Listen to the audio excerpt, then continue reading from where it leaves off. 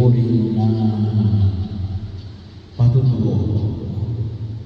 Kaya binahagi dito na hindi daw nila matanggap yung patutuo ni Jesus. Kaya sabi niya ay ako ang Ama ang nagpatutuo. Kaya din po sa unang pagbasa, ito mahaba yung ating unang pagbasa, ito po yung istorya ni Susana ng dalawang ukol at ni Daniel.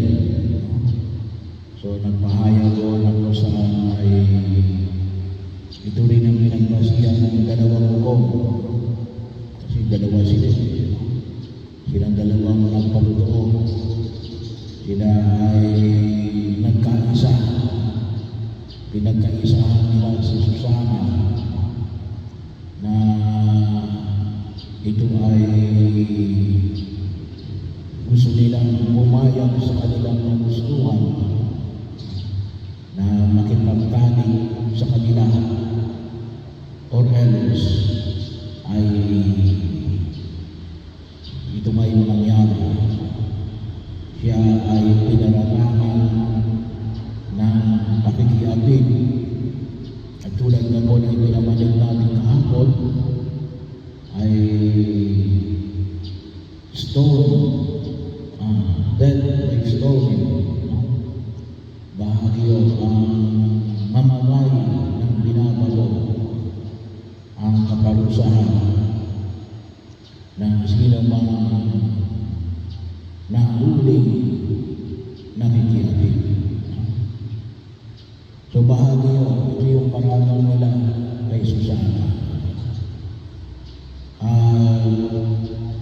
Bahagyo ng magpapahayag ng kalokohan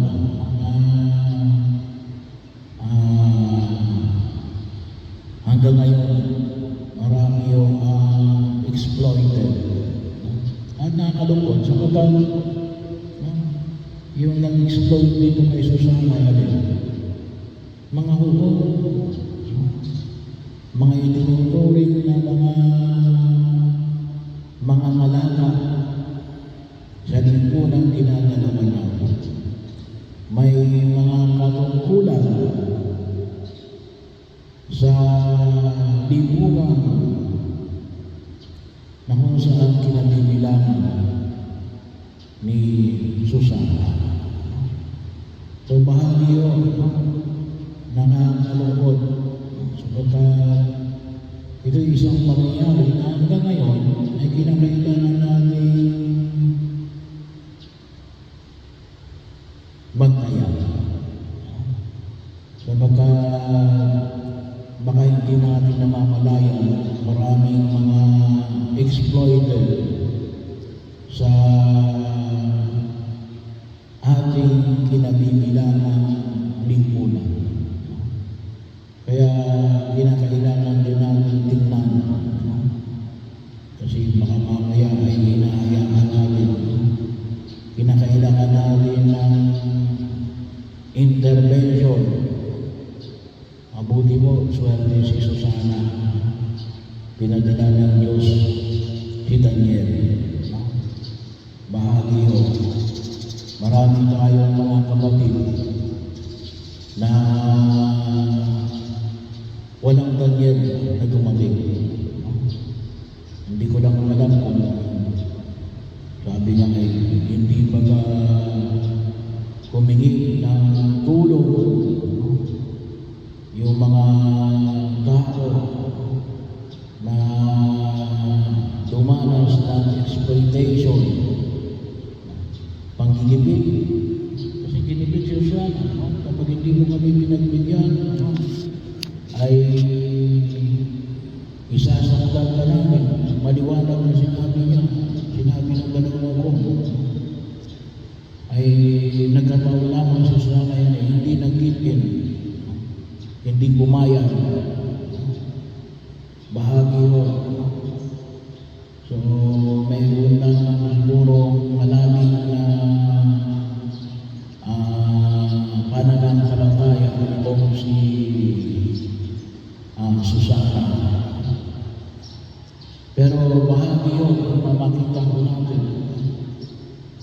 Kaya nga sabi ko natin ay baka maraming mga susana, tanong nga rin eh, humihingi rin ba sila ng tulong sa Diyos? Kung bakit walang mga ganyan na dumating, baka hindi rin naman sila tumulong, hindi naman sila humingi ng tulong, o baka naman may mga taong sinabihan ng Diyos na maging mga Daniel ay tumanggi. Pero yun inunawa ang kinakailangan natin pag-ingatan. No? Bahagi yun na kung saan yung makikita mo natin. Yun ay exploitation ng mga may kapangyarihan doon sa walang kapangyarihan. Yung mga itinuturing na mga, sabi nga natin, ay may katungkulan o kinikilala sa lipunan. So, kinakailangan natin ito ay binabantayan. Ang maliwanag ako sa kanila, ginamit nyo ng dalawang hukom, yung batas na alin, batas ng mga hukom na mayroong dalawang magpatotoo. Batas ng kasi yun sa dunong lipan. Kung mayroong dalawa o higit pa na magpapatunay sa iyong ginawa, unless otherwise merong opposition. Pero ngayong panahon na ito, hindi lang dalawa. Sapagkat marami ngayong nababayaran. Marami ngayong tawagin natin ay mga bayaran na pwede kang kuyugin na magpahayag ng kanilang tinatawag natin mga inimbento na katotohanan. Kaya bahagi yun na kung saan yung makita ko natin. So, kahit anong batas, pwedeng baluktutin ng mga taong baluktot. Bahagi rin yun. At yung ebanghelyo natin ngayon, nagpapahayag na alin. Ang sabi nga natin ay, there are people who circumvent the truth. May mga tao kaya nilang malungkutin ng katotohanan. Mag-ingat din tayo.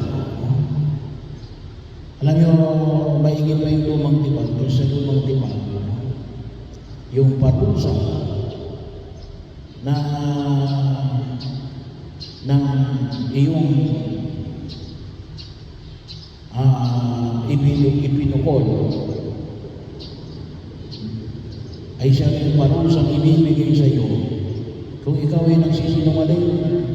Kaya yung binanggit sa unang pagbasa ay nakita ko natin, binigay yung parusa na dapat ay parusa para kay Susana. At ano yun? Ay di dahil by story. Ay ngayon panahon na ito, hindi yun kasama. So ngayon ay kapag nag-akusa at napalunay ang mali yung akusasyon, pwede kang counter accusation lang kung may kakayanan ka.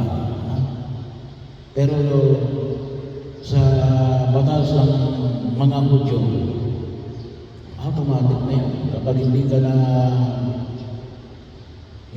na nakita ikaw ang nagkasala, automatic na yung nag-akusa sa iyo ay yun ibibigay yung kaparusahan. Bahagi yun. Ang mundo natin ngayong ginagalawa ay mahilig mag-akusa. Bahagi yun. Yun lalo na. Kasi yung sinasabi ni Jesus, akong daan ng katotohanan.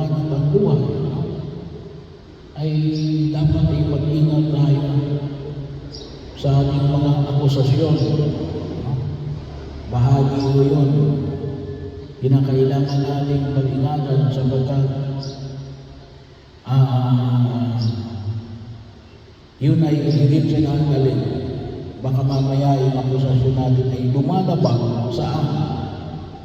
Sa turo ng ating Panginoon sa Kristo. Ano yung turo ng ating Panginoon sa Kristo? Yung katotohanan. Yung katotohanan. Iba po yung perception sa katotohanan.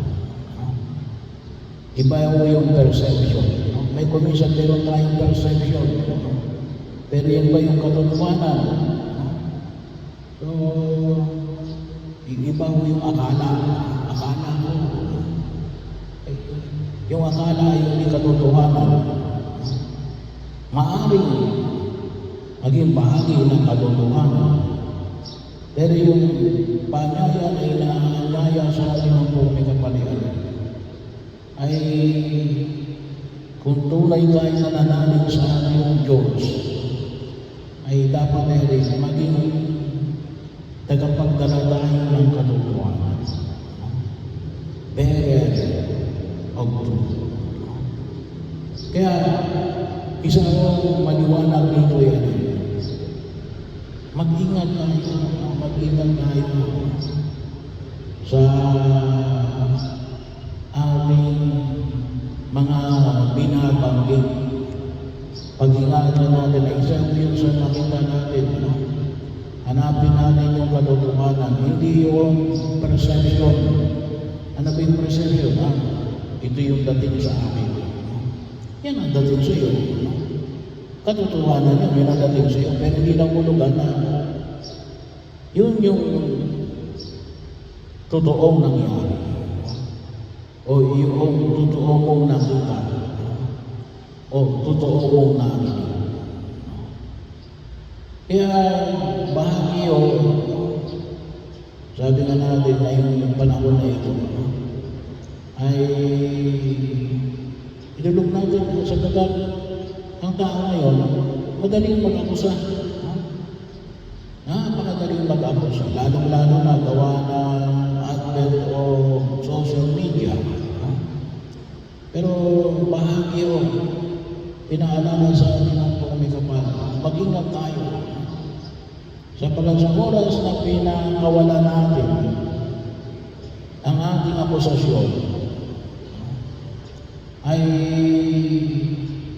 yan ay titingnan natin, sabi nga, medyo mabigat mo ngayon yung batas natin ngayon, kung talagang i-execute lang na ngayong panahon na ito, yung batas na ito, kahit na yung totoo yung sinabi mo, pero may bahid na gusto mong sirain yung reputasyon ng tao, pwede kang kasuhan ng cyber libel. Yun yung batas. Kung yung iyong pahayag ay mayroong mailing na bala para sirain ang tao, kahit na yung hawak mo ay katotohanan. Sabagat yung katotohanan ay hindi dapat ginagamit sa paninira ng tao, kahit na yan ay katotohanan.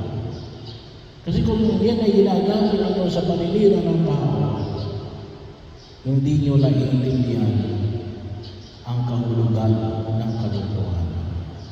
Ang katotohanan ay ano? Para iligtas ang tao. Hindi para ipahamak ang tao. Ang sarili mo man o ang ibang tao. Yan ang katotohanan pinanghahawakan ng ating pananampalataya. Bahagi mo yun. Pagkakataon na kung saan ay makita natin at idalagan natin. Sabagat ang tunay na katotohanan ay ang katotohanan ng pagliligtas ni Jesus. sa amin.